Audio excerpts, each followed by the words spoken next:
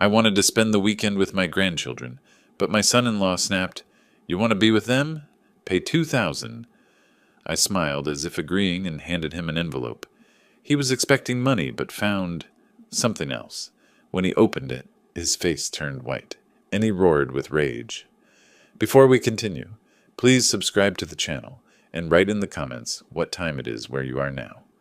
I was halfway through the sports section when I heard the BMW pull into my driveway. The engine had a particular purr. Expensive, maintained, bought with money that should have gone elsewhere. I set down my coffee and waited. Neil didn't knock. The front door opened, and he walked in like he owned the place. Maybe he thought he did. "Carl, hey, good to catch you home on a Saturday." His smile was wide, practiced. He'd worn that same expression 2 years ago when he first asked to borrow $3,000 for what he called a consulting opportunity. "You got a minute? I wanted to run something past you." I folded the newspaper precisely, creasing it down the middle. "I've got time." He settled into the armchair across from me, leaning forward with his elbows on his knees. The posture of a man about to share something valuable, something exclusive. I'd seen it before. "There's this investment opportunity, a real estate syndication in Tampa. Ground floor stuff, Carl. My partner needs commitments by Monday, and I'm 5,000 short of my buy-in." He spread his hands, palms up. "I know it's last minute, but this kind of chance doesn't come around often." I took a sip of coffee. It had gone lukewarm. "What happened to the other opportunities?" I kept my voice level, the same tone I'd used giving orders at fire scenes. Calm, clear, impossible to misinterpret. His smile tightened. "What do you mean?" "The consulting gig in February of 23. That was 3,000. Then the cryptocurrency platform in July. 4,000. The marketing venture last April. 5,000 more." I met his eyes. 12,000 total, Neil. I kept track. The smile disappeared. He sat back, and something shifted in his face. The mask he'd been wearing developed cracks. "Those were investments, not loans. You know how business works. There's risk involved." His voice had an edge now, sharper. "Some things take time to mature." 2 years is plenty of time." I set my mug down carefully on the side table. "The answer is no." He stood abruptly. The movement was aggressive, meant to intimidate. He began pacing 3 steps toward the window, 3 steps back. "You spent 30 years running into burning buildings, Carl. What do you really know about building wealth in 2025? He gestured around my living room. Modest furniture, clean but dated. "You're sitting here in this same house, same routine, same outdated thinking. The world moved on. I'm comfortable." My hands remained still in my lap, and I earned what I have. "Comfortable?" He laughed, but there was no humor in it. "You know what comfortable gets you. Nothing. Meanwhile, Effie and I are trying to build something for Micah and Tyler's future, and you're worried about the ancient history." "Ancient history is $12,000 I'll never see again." His jaw clenched. He stopped pacing and stood directly in front of me, close enough that I had to tilt my head slightly to maintain eye contact. The intimidation was deliberate. "Let me explain something to you, old man." The words came slower now, each one chosen for maximum impact. "You think you understand modern business because you read the newspaper and watched the news? You don't. This investment is real, and it's happening with or without you. I'm giving you a chance to be part of my family's success." "I am part of your family." My hands tightened almost imperceptibly around the armrests. "I'm Effie's father. Those boys' grandfather." "Are you?" He tilted his head, studying me like I was a problem to solve. "Because from where I'm standing, you're choosing money over your own daughter, over your grandsons." The threat hung in the air between us, not quite spoken, but perfectly clear. "The answer is still no." I said it quietly, but firmly, the same way I'd told a rookie firefighter not to enter an unstable structure. "I'm done enabling this pattern." His expression went cold. The pretense of friendliness, of family connection, evaporated completely. "Your choice." He straightened, adjusted his jacket. "But don't be surprised if you stop hearing from Effie and forget about seeing Micah and Tyler. That's your decision right there. You're choosing it." He walked to the door, paused with his hand on the knob. "Think about what you're giving up over $5,000. Think real hard." Then he was gone. The door closed behind him, not slammed, but firmly enough to make a point. Through the window, I watched him get into his BMW, back out of the driveway with barely a glance at the rearview mirror. I sat in the sudden silence. My coffee mug was still where I'd left it, newspaper folded beside it. Everything looked exactly the same as it had 15 minutes ago, but something had fundamentally changed. I stood slowly and walked to the mantel where Effie's last Christmas photo sat in a silver frame. Micah and Tyler grinned at the camera, gap-toothed and happy. Effie stood between them, one hand on each boy's shoulder. Neil was positioned slightly apart, his smile not quite reaching his eyes, even then. I'd paid off their mortgage, $73,000 over 3 years, every payment on time, because Effie said they were struggling and she was scared they'd lose the house. I'd watched my savings account shrink month by month and told myself it was worth it. Family was worth it. The $12,000 in loans had come after that, after he already knew I'd give. I picked up my phone, stared at Effie's contact information. My thumb hovered over the call button, but I already knew what would happen if I called. Neil would be standing there, listening, or he'd have already told her what to say, how to handle me. I set the phone down. Outside, the neighborhood was Saturday morning quiet. Somewhere a lawnmower started up. Normal life continuing. I returned to my chair and sat down. The newspaper remained folded. The coffee was cold. I didn't move for a long time, just sat there feeling something crystallize inside me. Not anger, not quite. Something colder and more focused. Recognition, understanding, clarity about what happened next. By evening, I'd tried calling Effie 5 times. The first call went straight to voicemail, her voice cheerful, recorded months ago, asking me to leave a message. The second rang 4 times before the voicemail kicked in. The third, I let it ring until the system disconnected me.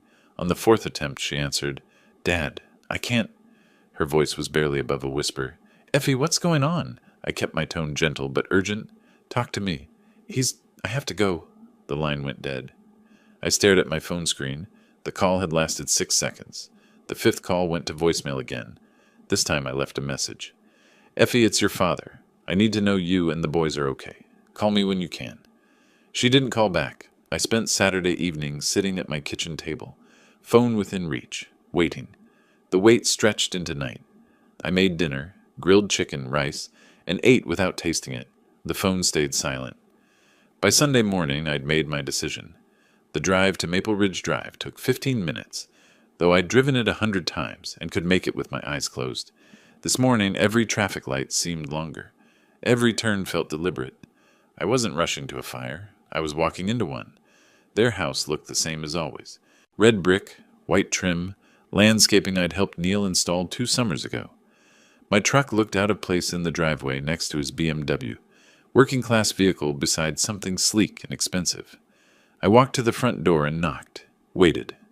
Through the sidelight window, I could see movement inside, shadows crossing the hallway. Neil opened the door. He didn't step aside. "Carl!" His voice was flat, neutral. "This isn't a good time. The boys have activities scheduled." Behind him, I could see into the living room. Micah and Tyler were building something with blocks on the floor, their voices carrying that particular excitement children have when they're deep in play. Effie moved through the background, from kitchen to dining room, carrying plates. I'd like to see them. I kept my hands at my sides, non-threatening, just for a few minutes. Like I said, not a good time. He adjusted his stance, filling the doorframe more completely. His arms crossed his chest. "They're busy. We've got a schedule to keep." 5 minutes. No. We stood there, 2 men separated by a threshold. Through the doorway, Micah's voice rose in triumph. "Tyler, look, the tower's taller than me." The sound of my voice must have carried because suddenly both boys looked toward the door. "Grandpa!" Micah dropped his blocks and ran. Tyler followed, their feet pounding on the hardwood floor. They hit Neil from behind, trying to squeeze past his legs. Tyler managed to duck under his father's arm, launching himself at me with complete trust that I'd catch him, which I did, kneeling down fast enough to wrap him in a hug. "Grandpa, we made a fort yesterday and Mom let us sleep in it." Tyler's words tumbled out in a rush. "And I lost another tooth, see?" He pulled back his lip to show me the gap. Micah was still trying to get past Neil, who had grabbed his shoulder. "Boys!" Neil's voice cut through their excitement like a blade. Inside. Now. But Grandpa just got here. Micah started. I said now. Neil's hand tightened on Micah's shoulder, turning him bodily back toward the living room. Tyler, let go of your grandfather. Tyler's arms loosened around my neck. I could feel his confusion, the way children sense adult tension without understanding it. It's okay, buddy. I ruffled his hair and stood, giving him a gentle push toward his father. You go on. Both boys retreated, looking back over their shoulders.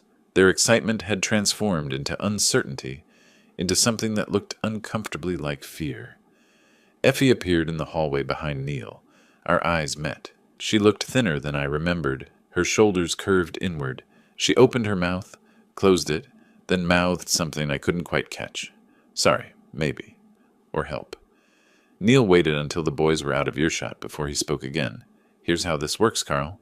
He leaned against the doorframe, casual now, confident. If you want time with Micah and Tyler, the rate is $2,000 per weekend. That's my time you're taking as their father. That's the disruption to our family schedule. Consider it a consultation fee. The words landed with calculated precision, not asked, stated. 2,000, I repeated it, making sure I'd heard correctly. Per weekend, cash. He smiled slightly. You want to be grandfather of the year? That's the price. Otherwise, we're too busy. Schedule's packed. You understand? I looked past him at Effie.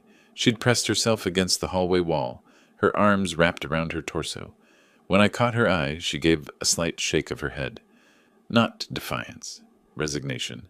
I see. The words came out flat, emotionless. I didn't trust myself to say more. Good talk. Neil pushed off the doorframe, his hand already on the door.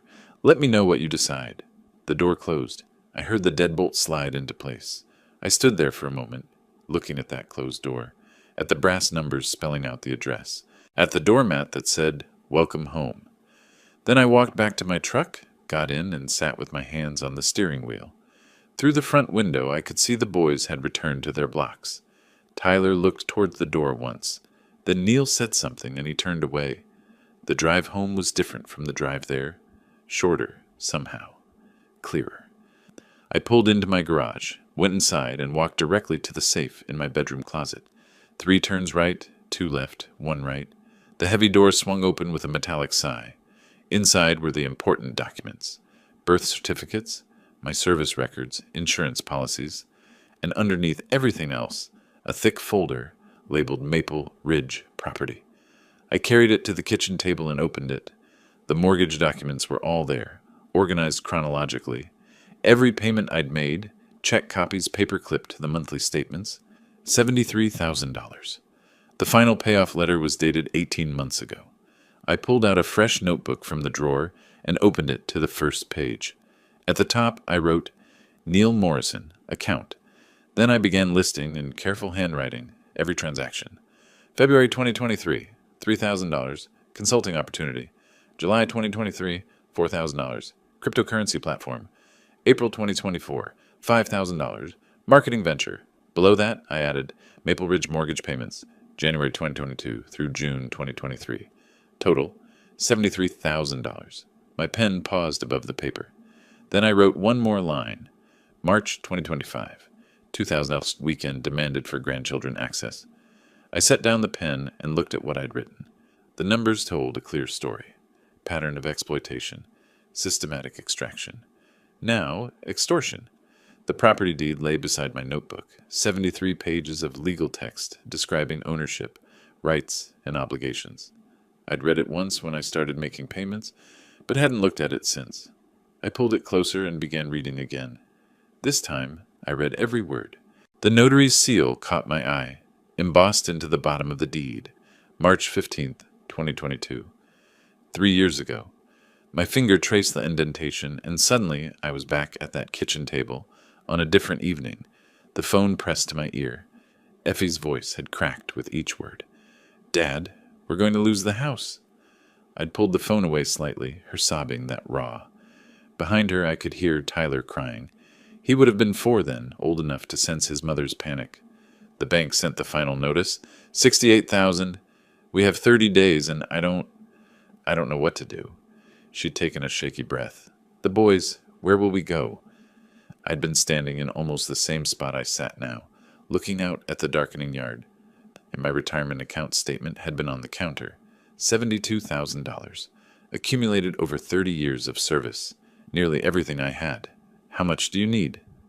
My voice had been steady then, the same way it stayed steady when I told a rookie the building was coming down and we had to move now. All of it. The full payoff. I know it's everything you saved, but I'll take care of it. The silence on her end had lasted several seconds. Then, Dad, are you sure? That's your retirement. You're my daughter. Those boys are my grandsons, I'm sure. I'd gone to the bank the next morning. The branch manager, a woman named Patricia, who'd handled my accounts for 15 years, had looked at the withdrawal slip and then at me. Mr. Cruz, this is nearly your entire savings. Are you certain about this? I am. She'd processed the transaction without further questions, though her expression had said everything.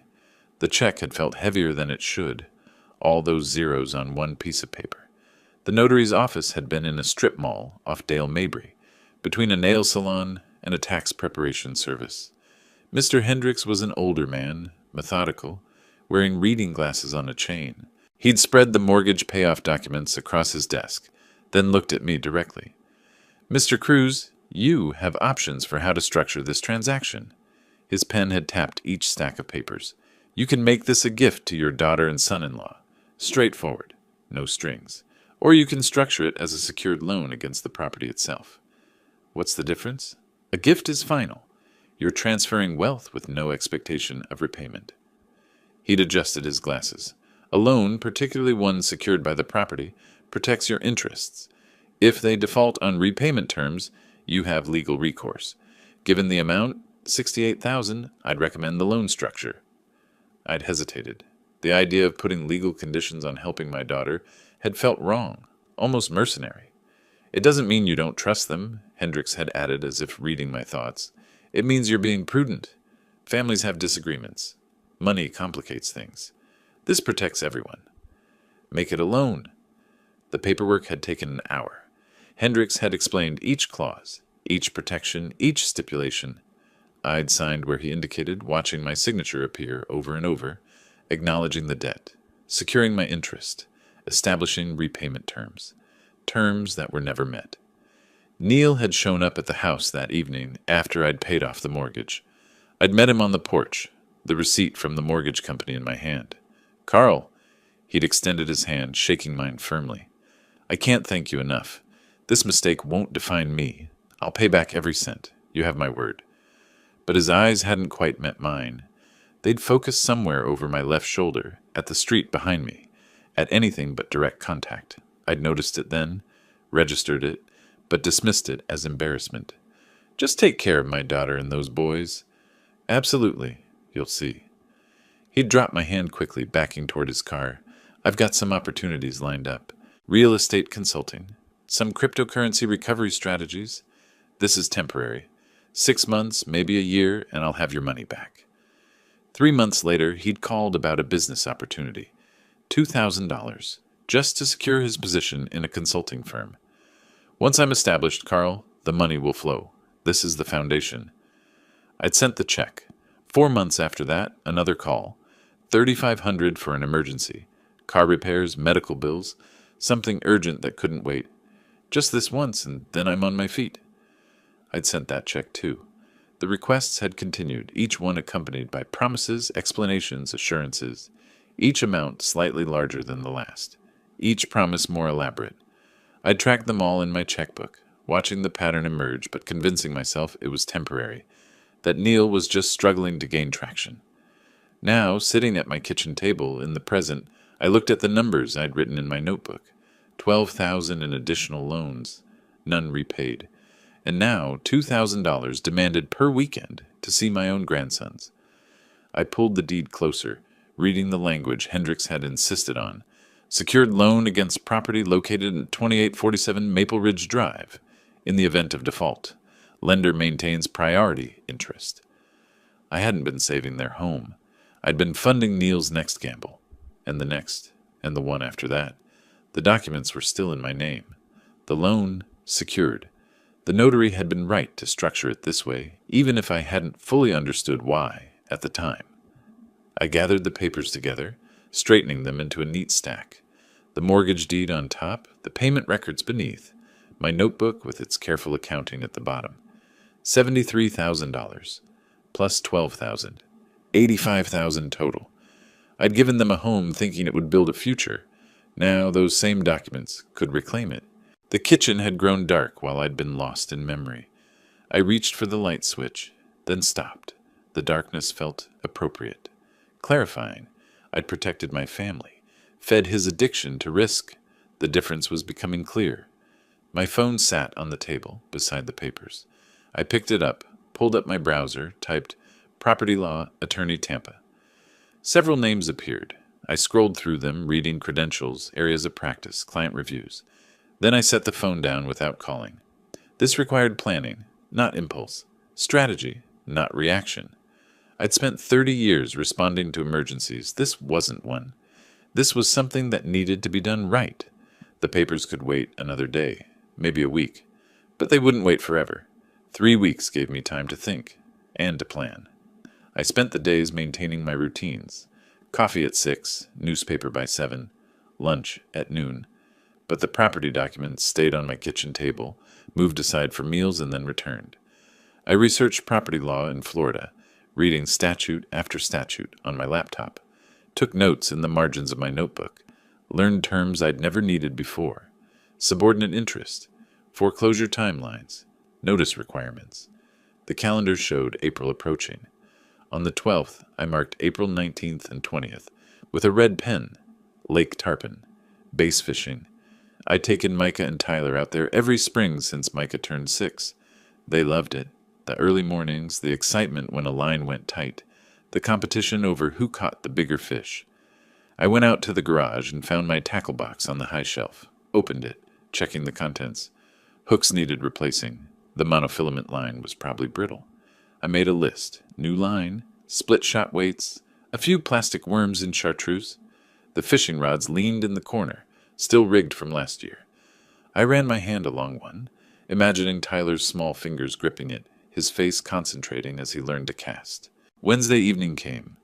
I waited until 7:30, late enough that Neil would be at one of his business meetings, a pattern I'd observed over the years. He was always gone Wednesday evenings, returning around 10 or 11. I dialed Effie's number. She answered on the third ring.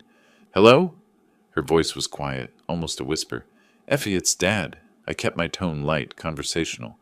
"I was thinking about taking the boys to Lake Tarpon next weekend. The weather's supposed to be perfect for base." Silence. Then, "Oh, Dad, A pause like she was listening for something. "Let me ask Neil. He handles the boys' schedule now." Handles. Not, "we decide together," or "I'll check the calendar." Handles. "Since when do you need permission to let your father see his grandsons?" I kept the edge out of my voice, but barely. "It's not like that. He's better at keeping track of their activities. Sports, school projects. There's a lot to coordinate. Put Micah on the phone. I want to ask him about fishing." Another pause, longer this time. I could hear her breathing, rapid and shallow. "They're already in bed, Dad. School night. Maybe we can talk about this over the weekend?" I looked at the clock on my microwave. 7:43. Micah was 10. Tyler was 7. Neither of them had gone to bed before 8:30 since they were toddlers. "It's not even 8 o'clock, Effie." They were tired. "Early day tomorrow. I'll call you Saturday, okay? We'll figure something out." Her voice had that same quality as when she'd stood behind Neil in the doorway, defeated, apologetic, trapped. "Effie, I have to go, Dad. I'll call you." The line went dead. I set my phone on the counter and stood there, staring at it. Handles the boys' schedule. Already in bed. "I'll call you." She didn't call Saturday. Thursday afternoon, my phone rang. Neil's name appeared on the screen. I let it ring twice before answering, taking a moment to prepare myself. "Carl." No greeting, no pleasantries. "Effie mentioned your fishing idea." I stayed silent, waiting. "The boys have commitments that weekend. Micah's got a soccer tournament. Tyler has a birthday party Sunday afternoon. Their schedule's completely full." He paused, and I could hear him breathing. "Perhaps if you reconsidered your stance on supporting this family financially, we could find time in their calendar. Work something out. $2,000 per weekend. That's what he was circling back to, what he'd always circle back to. Access to my grandsons had a price tag, and it was non-negotiable. I see. I kept my voice neutral, giving him nothing. Thank you for calling back. Just something to think about, Carl. These boys are growing up fast. A lot of weekends between now and when they're teenagers who don't want to hang out with Grandpa anymore. Be ashamed to miss all of them over a principle. I'll keep that in mind. You do that. He hung up without saying goodbye. I stood in my kitchen, phone still in my hand, looking out the window at Mrs. Patterson's house across the street, and she was watering her garden, moving slowly with her cane, tending to her roses. Normal afternoon, normal neighborhood, normal life, commitments, at 7 and 10 years old. I set the phone down and walked to the table where the property documents still sat, opened my laptop beside them, typed real estate attorney Tampa eviction into the search bar. Several firms appeared. I clicked on the first one, Buchanan and Associates, with an office downtown. Their website listed services, landlord-tenant disputes, property recovery, foreclosure assistance. I found the contact page, stared at the phone number. My finger hovered over it. Neil thought he was building a system, thought he could put a price on family, on access, on love, thought he could take the home I'd given them and turn it into leverage against me. But he'd forgotten something important. Or maybe he'd never known. The house was in my name. The loan secured against the property. Every legal protection Hendricks had insisted on 3 years ago when I thought I was just being cautious was now a weapon. Neil had built his control system in a house that wasn't his. I picked up my phone and dialed the number from the website. It rang once, twice. A receptionist answered, professional and courteous. Buchanan and Associates. How may I help you? I need to speak with an attorney about property recovery. My voice was steady, calm, the same voice I'd used directing crews at fire scenes. I have a secured loan in default, and I need to understand my options. Let me connect you with Mr. Buchanan's office. May I have your name? Carl Cruz. One moment, Mr. Cruz. The line clicked to hold music. I looked at the fishing rods in the corner of my kitchen, at the calendar with its marked date, at the tackle box I'd optimistically prepared. Neil's voice echoed in my head. Commitments, schedule, supporting the family. I'd supported them enough. Time to collect what I was owed. A week of phone calls and paperwork led to this. Friday afternoon, a white envelope in my jacket's inside pocket, and the sound of children's laughter reaching me before I'd even closed my car door. I'd parked at the curb, not the driveway. This wasn't a social visit. Micah and Tyler were playing in the front yard, something involving a soccer ball and an elaborate set of rules they'd invented themselves. Tyler kicked the ball wide, and it rolled toward the street just as I stepped onto the sidewalk. I got it, Micah called, then froze mid-stride when he saw me. His face transformed instantly. Grandpa! They both dropped everything and ran. Tyler reached me first, launching himself at my legs with complete trust that I'd stay upright, which I did, kneeling fast enough to catch him properly. You came? Are we going fishing tomorrow? His words tumbled over each other. Mom said maybe, but Dad said no, but you're here so we can go, right? Micah arrived a second later, slightly more reserved at 10 years old, but no less happy. Did you bring the tackle box? I've been practicing my casting in the backyard. I hugged them both, feeling the weight of what I was about to do settle heavier on my shoulders. We'll see, buddy. We'll see. The front door opened. Neil stepped out, paused on the threshold, then walked across the yard with deliberate steps. His arms were already crossing his chest before he'd fully reached us. What are you doing here, Carl? His voice had that edge I'd come to recognize. Territorial, annoyed at the intrusion. I thought we had this settled. I stood, keeping one hand on Tyler's shoulder. I'm here to take Micah and Tyler fishing, like we planned. His laugh was short, humorless. Right. We discussed this on the phone, didn't we? He looked at the boys, then back at me, his expression shifting to something almost amused. $2,000. That's the price if you want to play grandfather this weekend. Play grandfather? As if loving these boys was a performance, a hobby I could afford, or not. Here. I reached into my jacket, withdrew the envelope, and extended it toward him. My hand was steady. This is what you've earned. His expression flickered. Surprise, then satisfaction. He thought he'd won. Thought I'd finally bent to his system. He snatched the envelope from my hand and tore it open, pulling out the folded papers inside. His eyes dropped to the text, scanning quickly at first, then slower. I watched his face carefully. The change happened in stages. Confusion first, his brow furrowing, then comprehension, his eyes widening slightly, then color draining from his face before flushing back darker. "What is this?" His voice rose. "You can't—" "Read it carefully," I said, keeping my tone level. "You have 30 days. This is my house." He shook the papers at me, his hand trembling. "You gave this to us. You can't just— It's my house." I kept my eyes on his. "Always has been. The mortgage payoff was structured as a secured loan. The notary made sure of that. You never paid a cent back. The loan's in default." "You're insane. This is— Effie!" He turned toward the house, shouting, "Effie, get out here!" But I was already moving, turning toward my car. The boys stood frozen where I'd left them, confusion replacing their earlier joy. Tyler looked like he might cry. "We'll go fishing soon," I told them, managing a smile. "I promise. You can't evict us." Neil's voice followed me, getting louder, more desperate. "We have rights. This is our home." I opened my car door. Through the front window of the house, I could see Effie's silhouette appearing, frozen in the doorway. She didn't come outside. 30 days, Neil." I said it without looking back. "That's what the law requires. Use them wisely." "I'll fight this. I'll sue you. You'll never see these kids again, you understand me?" "Never." I got in, closed the door, started the engine. In the rearview mirror, Neil stood in the middle of the driveway, still holding the papers. Micah had moved to stand beside him, looking small and confused. Tyler was walking toward Effie, who'd finally stepped onto the porch. I pulled away from the curb, keeping my speed steady and controlled. No rushing, no fleeing. Just leaving. Neil's voice carried down the street, raw and panicked now, the words losing meaning as distance grew. At the stop sign, I glanced in the mirror, one last time. He was on his phone already, pacing the driveway, the white papers crumpled in his fist, already calling someone, an attorney probably, maybe a friend, someone he thought could fix this. Good. Let him try.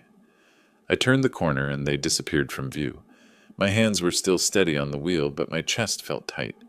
The boys' faces, their confusion, their disappointment, stayed with me. 4 weeks. The eviction notice gave them 4 weeks to vacate. In 4 weeks, this would either be over or it would escalate into something uglier. I drove home through late afternoon traffic, the sun casting long shadows across the road. The envelope was gone, delivered.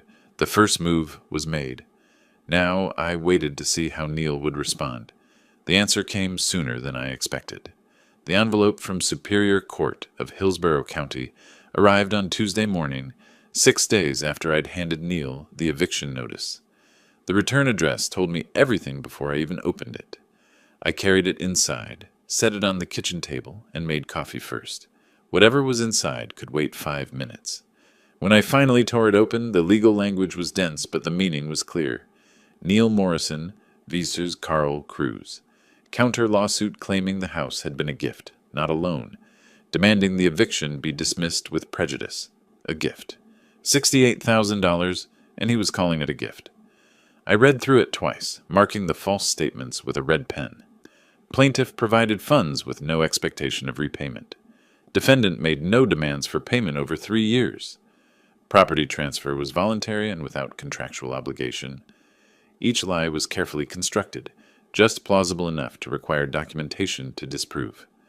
My phone rang on the 3rd day. Effie's name on the screen. I stared at it through 2 rings, knowing what was coming before I answered. "Dad!" Her voice was thick, like she'd been crying for hours. Maybe she had. "Please, you're tearing this family apart." I moved to the window, looking out at the street. Mrs. Patterson was bringing in her trash cans, moving slowly with her cane. Normal Wednesday afternoon. "Effie, can't you just stop this? Can't we fix this without lawyers and courts and—" Her voice broke. "The boys are asking questions. Micah wants to know why you're trying to take our house. Tyler thinks you're mad at him." That landed harder than anything Neil had thrown at me. I closed my eyes. "Sweetheart, I'm not mad at you or the boys. I'm not even mad at Neil. Not really." I tried to keep my voice gentle. "But I can't keep enabling this pattern. He made your children bargaining chips. He put a price tag on being their grandfather. He's just stressed about money. If you'd help instead of attacking. She caught herself, couldn't finish the accusation. I've helped. $68,000 worth, plus another $12,000 since then. $80,000, Effie. I let that sit for a moment. When does helping become enabling? Silence, then barely above a whisper. I don't know what to do. You could tell him to settle this. Pay back what he owes or work out a payment plan. I'd consider that.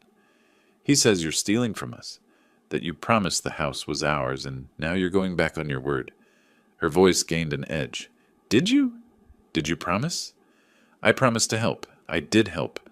But the paperwork was clear. It was a loan, Effie. The notary explained it to both of you. Neil signed the documents. He says he didn't understand what he was signing. He understood enough to never make a single payment. I rubbed my forehead, feeling the headache building. I love you. I love those boys. But I can't let this continue. Then you're choosing money over family. Neil made that choice when he demanded $2,000 a weekend. I'm just responding. She hung up without saying goodbye. I stood there holding the dead phone, looking at Mrs. Patterson's empty driveway. The trash cans were lined up neatly against her garage, everything in its place. By Friday, I'd made 3 calls to different law firms. The first 2 weren't taking new clients. The third, Buchanan and Associates, the firm I'd contacted before, referred me to a colleague who specialized in property disputes. David Wade's office was downtown, 16th floor of a glass building near the courthouse. The elevator ride up gave me time to check my reflection in the polished doors. I'd worn slacks and a button-down, treating this with the seriousness it deserved. The receptionist was professional, friendly. Mr. Cruz, Mr. Wade will see you now. His office was organized chaos, files stacked neatly, law books with multicolored tabs, a computer with 2 monitors displaying what looked like property records. Wade himself was younger than I'd expected, maybe mid-40s, with sharp eyes and a firm handshake. Mr. Cruz, please sit. He gestured to a chair across from his desk. You mentioned a property recovery situation? I pulled out my folder. Everything organized the way I'd learned in the fire department. Documentation mattered. Chain of evidence mattered. March 2022, I paid off my daughter and son-in-law's mortgage. $68,000. I spread the papers across his desk. The transaction was structured as a secured loan. Notarized, filed with the county, everything proper. Wade picked up the loan agreement, scanning it quickly. His expression remained neutral but focused. He never made a payment, not in 3 years. Then he started demanding money to let me see my grandchildren. I pulled out my notebook with the transaction history. I served an eviction notice. He's countersuing, claiming the money was a gift. Wade's fingers moved across his keyboard, pulling up county records. The lien is properly filed. I can see it here. Recorded April 2022, priority interest, Carl Cruz is line holder. He looked up at me. Your documentation is excellent. Notarized loan agreement, secured lien filed with the county, payment records. This is textbook. Can he just claim it was a gift? Can he lie like that? He can claim anything. Proving it's another matter. Wade set down the papers. The documents speak clearly. We'll file a response to his suit. Present your evidence. Unless he has something substantial, and from what you're showing me, he doesn't, the court will see through his claim. What's this going to cost me? $3,500 retainer. That covers filing the response, initial court appearances, standard discovery. If it goes to trial, we'll discuss additional fees, but I doubt it will.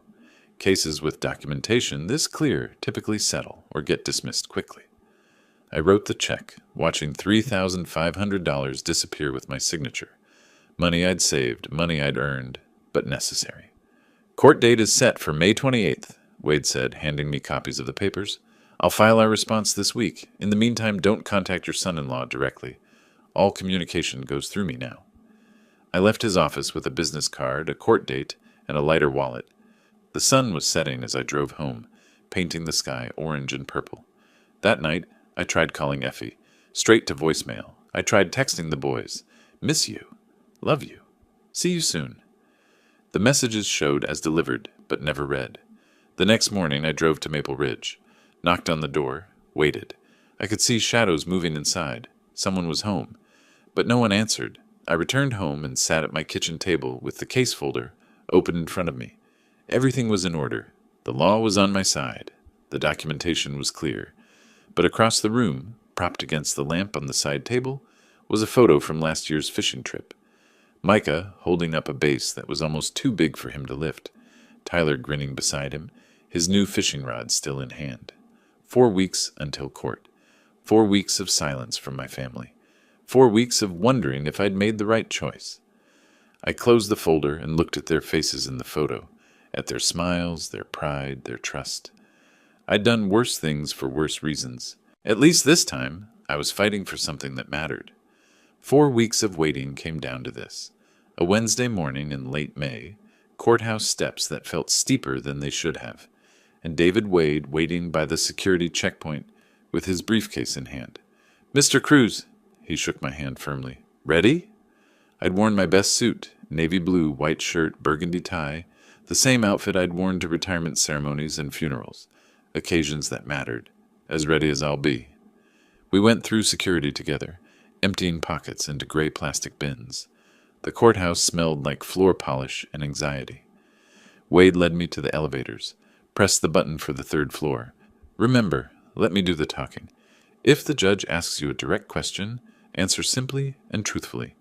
Don't elaborate unless asked." He checked his watch. "We're 15 minutes early. Good." The hallway outside courtroom 3B was lined with wooden benches, half filled with people waiting for their cases. Lawyers in suits, defendants in street clothes, a few children playing quietly while their parents talked in hushed voices.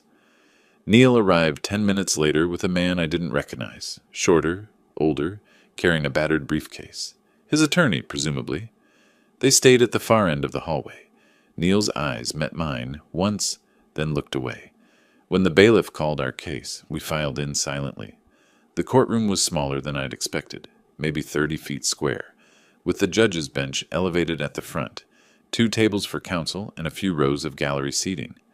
The judge entered, a woman in her 50s, gray hair pulled back, reading glasses on a chain. She settled into her chair and opened the file. "Morrison versus Cruz, property recovery matter." She looked up. "Counsels, state your appearances."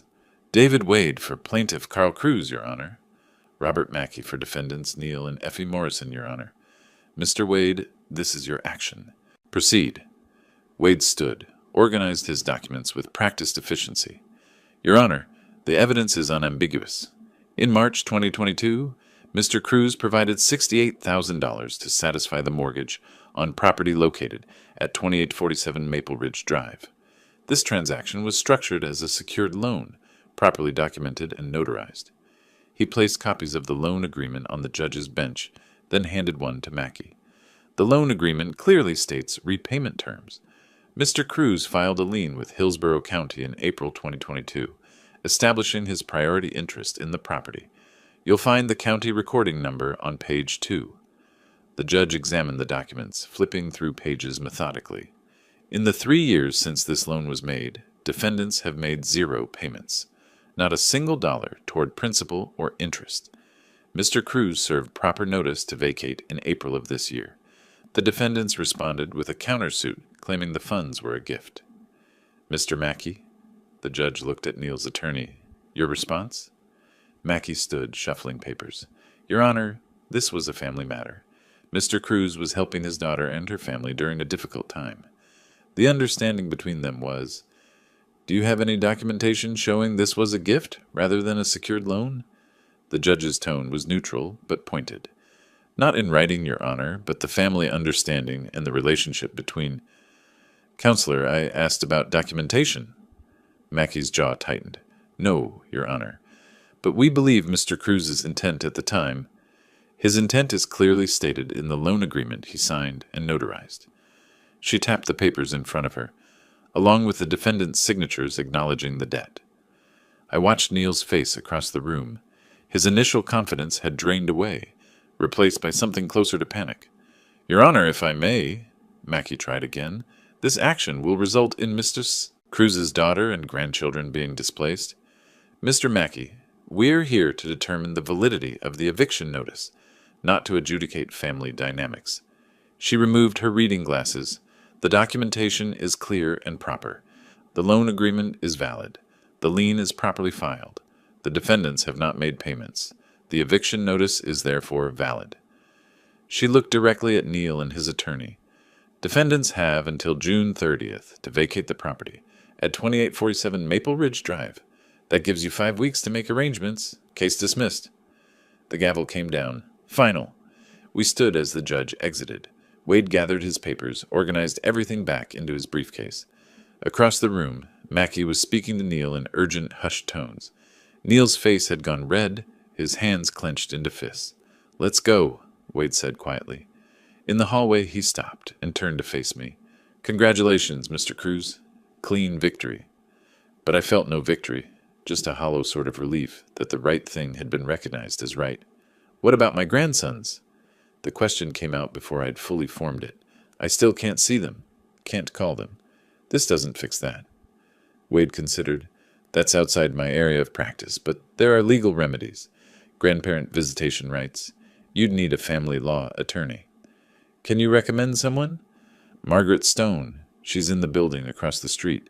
Specializes in family law. Handled several grandparent rights cases." He pulled out his phone, scrolled through contacts. "I can call her office if you'd like." "Please." 20 minutes later, I was sitting in Margaret Stone's office on the 12th floor of a building that overlooked the courthouse. Her office was warmly decorated. Family photos on the walls, plants on the windowsill, comfortable chairs that didn't feel like you were being interrogated. She was maybe 55, with gray streaking through dark hair, wearing a pantsuit and practical shoes. Her handshake was firm without being aggressive. "Mr. Wade filled me in briefly, but I'd like to hear it from you. Start from the beginning." I told her everything. The mortgage payoff, Neil's pattern of loans, the blocked access to Micah and Tyler, the $2,000 per weekend demand. She took notes on a yellow legal pad, occasionally asking clarifying questions. Florida statute 752-11 provides for grandparent visitation when it serves the child's best interest. She set down her pen. "Your situation, systematic blocking of contact, unreasonable financial conditions, fits the criteria. We can file a petition for court-ordered visitation." "Will this make things worse with my daughter?" "Possibly." Stone didn't sugarcoat it. "You're already in conflict. This adds another legal front, but it also protects your relationship with the boys. Without court intervention, Neil controls all access. This removes that power from him." "What's the timeline?" "I'll file the petition this week. They'll be served within days. Hearing typically scheduled within 4 to 6 weeks. The court takes these cases seriously, especially when there's evidence of parental alienation. How much? $2,800 retainer. That covers filing, initial hearing, and standard preparation." I wrote the check. Another piece of my savings gone, another legal battle joined, but necessary. "One thing, Mr. Cruz." Stone looked at me seriously. "This might be the push your daughter needs. Sometimes people can't see clearly until forced to by outside pressure. The court process might help her recognize the situation she's in." I left her office with another business card, another case folder, another court date to wait for. The petition was filed on Friday. By Monday, Neil would receive notice that I wasn't stopping at the house.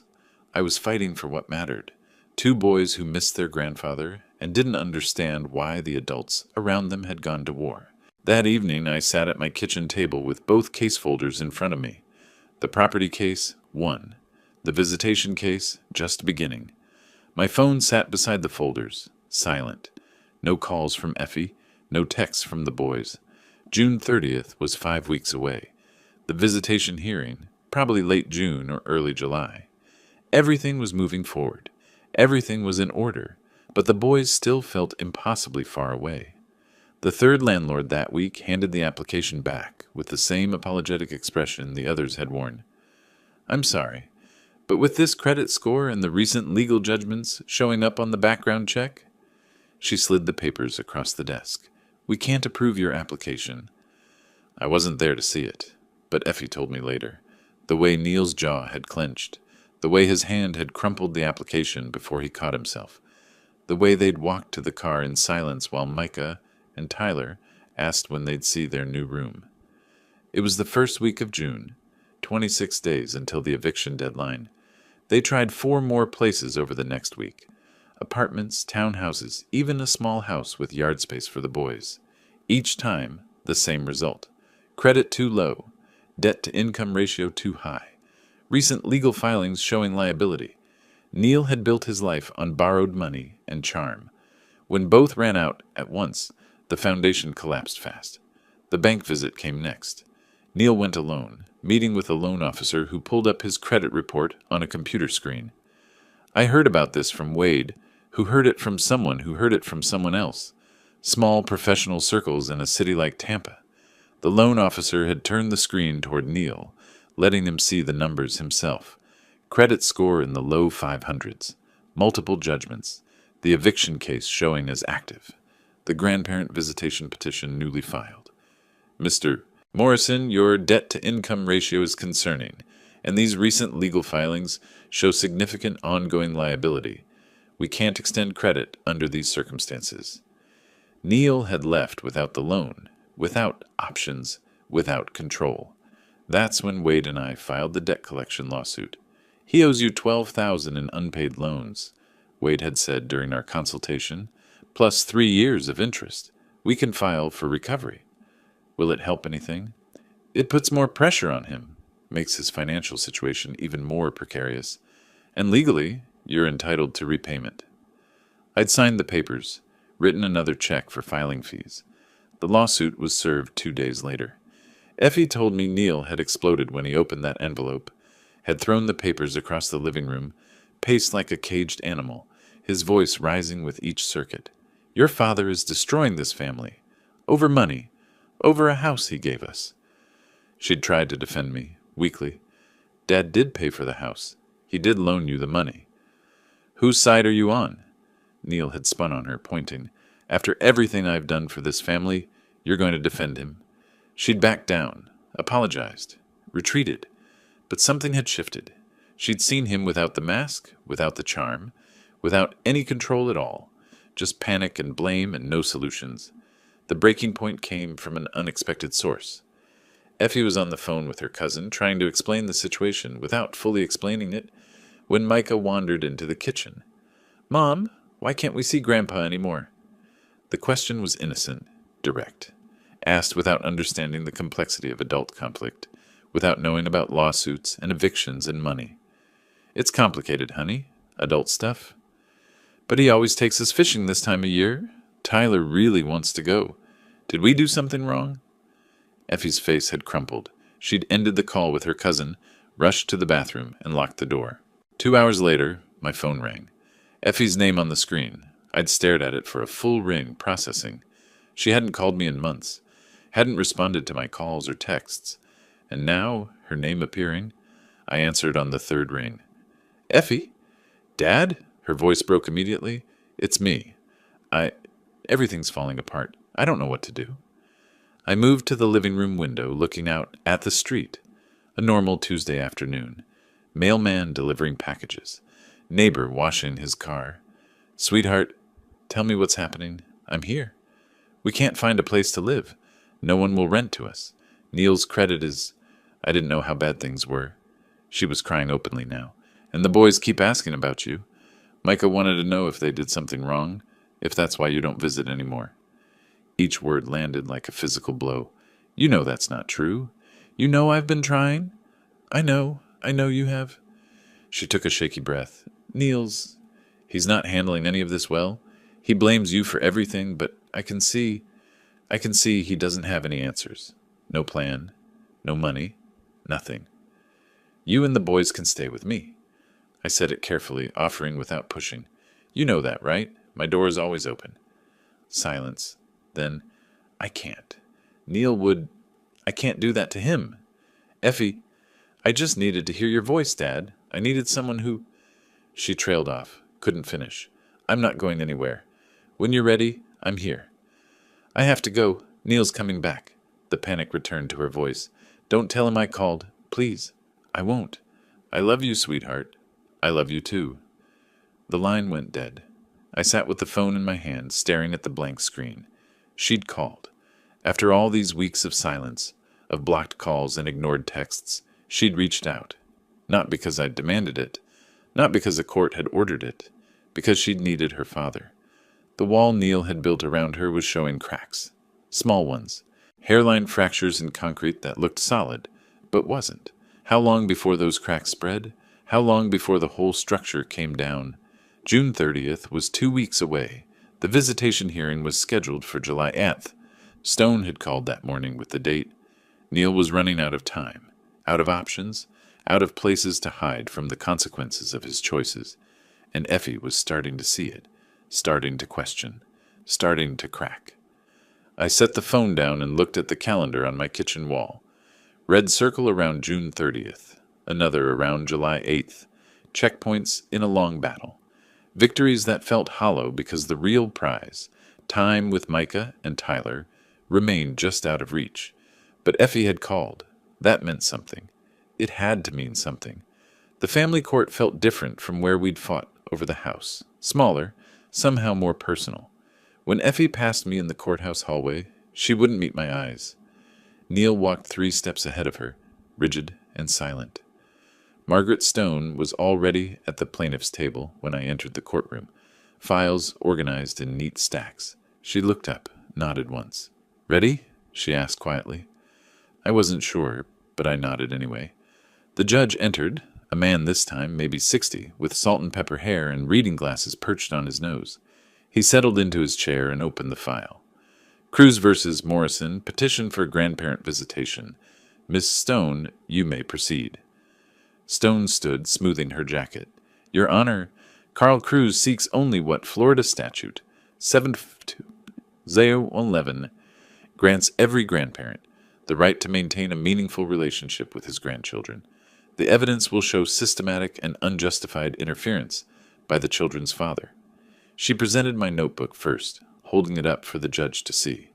Page after page of dates, times, attempted phone calls that went unanswered, visits to the house that were refused.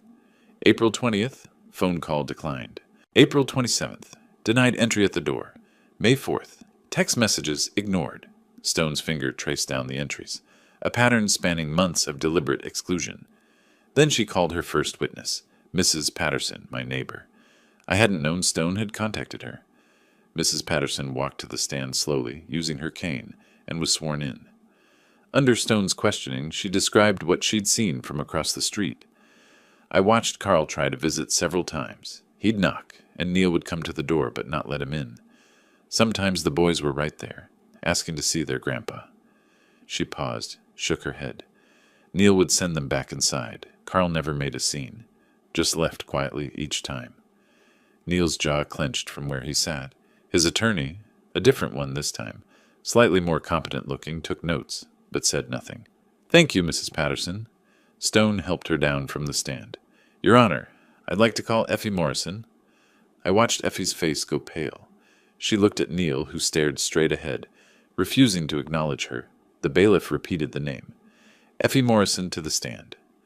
She walked forward like someone approaching an execution. The oath was administered, and she sat down, hands folded tightly in her lap. Stone approached gently, her voice softer than it had been with the other witness. Mrs. Morrison, how long has your father known your sons? Since they were born. Effie's voice was barely audible. Has he been involved in their lives? Yes. He used to see them every week, sometimes more. In all those years, in all that time with Micah and Tyler, did your father ever give you reason to fear for their safety? Effie's eyes found mine for just a second, then dropped. No, never. Has he ever been violent with them? Angry? Inappropriate in any way? No. Has he ever done anything that would suggest he shouldn't be around your children? No. The word came out stronger this time. Stone paused, letting that sit. Mrs. Morrison, who made the decision to prevent your father from seeing Micah and Tyler? Effie's hands twisted together. I could see her swallow, see the conflict written across her face. My husband did, her voice cracked. Neil decided I went along with it. From the corner of my eye, I saw Neil lean forward, his expression darkening. Did your father ever do anything to harm or endanger your children? No. Effie looked up now, directly at Stone. He loves them. He always has. He's a good grandfather. Thank you. No further questions. Neil's attorney tried a weak cross-examination, asking about family disagreements, and financial complications. But Effie's answers remained consistent. The facts were the facts. I'd done nothing to deserve being cut off from my grandsons. The judge removed his glasses, cleaned them slowly. The evidence is clear. Mr. Cruz has demonstrated a pattern of attempting contact that was systematically denied without legitimate cause. Temporary visitation order is granted, effective immediately. Every Saturday, 10 a.m. to 6 p.m., beginning July 26th. He looked directly at Neil. Mr. Morrison, this is a court order. You will comply. Final ruling will be issued within 30 days. The gavel came down. Outside the courtroom, I saw Neil grab Effie's arm, not violently but possessively, pulling her to the side of the hallway. His voice was low, urgent, angry. You just sided with him against me, in front of a judge. Do you understand what you've done? I was under oath. Effie's voice rose, defensive. I couldn't lie. You could have. He caught himself, looked around at the people passing. You better figure out where your loyalty lies. Fast. Effie pulled her arm free. Maybe I already have. Neil stared at her for a long moment, then turned and walked away. She stood there, watching him go, her shoulders slumped. Stone appeared beside me, the temporary order in her hand. Victory, Mr. Cruz. Clean and clear. Thank you. I took the paper, folded it carefully. There's something else. Stone pulled out her phone, scrolled through emails. David Wade copied me on a notice this morning. The sheriff's office scheduled forced eviction for August 2nd. Your son-in-law ignored the June 30th deadline. I looked down the hallway where Neil had disappeared. So it's really happening. It's really happening. They'll physically remove them if necessary. Stone put her phone away. Everything's converging, Mr. Cruz. The house, the visitation, the debt collection. Neil's running out of places to hide. I thought about Effie, standing alone in the hallway, watching her husband abandon her after she'd told the truth. What about my daughter? That's her choice to make. Stone's voice was kind but realistic. You can offer support, but she has to decide when she's had enough. I drove home with the temporary order on my passenger seat. July 26th was circled on the calendar in my kitchen. 10 days away. 10 days until I'd see Micah and Tyler again, until we'd go fishing like we used to, until things could start to feel normal. But August 2nd was circled too, the day the sheriff would enforce what Neil had refused to accept, the day consequences became physical, real, unavoidable. Everything was coming to a head. Neil's control was crumbling. Effie's alliance with him was fracturing, and I had my grandsons back, at least for Saturdays. At least for now, it would have to be enough. 10 days felt like 10 years, but finally July 26th arrived. They were waiting on the curb when I pulled up, Micah with his backpack already on, Tyler bouncing on his toes with excitement. Neil stood in the doorway of their apartment, arms crossed, saying nothing. Effie gave a small wave, apologetic and tentative. Grandpa? Tyler reached my car first, yanking the door open. You brought the good tackle box. Wouldn't dream of bringing anything else. I helped him with his seatbelt while Micah climbed in the other side. Ready for some bass fishing? Can we go to the same spot as last time? The one with the dock? That's exactly where we're headed, buddy. I waved to Effie before pulling away. In the rearview mirror, I saw Neil turn and go inside without acknowledging us. Effie stood alone for a moment, watching us drive off. Lake Tarpon looked exactly as I remembered, water reflecting the morning sky, the old dock extending out over water that held promise of fish below. I helped the boys with their rods, showing them how to tie the hooks, how to thread the plastic worms onto the line just right. Hold it steady, I told Tyler as his line went taut. Feel that? That's a bouse testing the bait. Wait for the second tug, then set the hook. The rod bent dramatically. Tyler's eyes went wide. Now! He yanked back, and the fish was on. I guided his hands, helping him reel, letting him do the work, but keeping him steady. When the base broke the surface, Tyler's whoop of joy echoed across the water. Grandpa, look, is this the biggest one today? That's a beauty, Micah, but Tyler's got some competition now. We fished until noon, then broke for sandwiches I'd packed in the cooler. The boys sat on either side of me on the dock, legs dangling over the edge, talking about school and friends and a science project Micah was excited about. We're learning about firefighters and social studies, Tyler said through a mouthful of sandwich. I told my teacher my grandpa was a fire captain.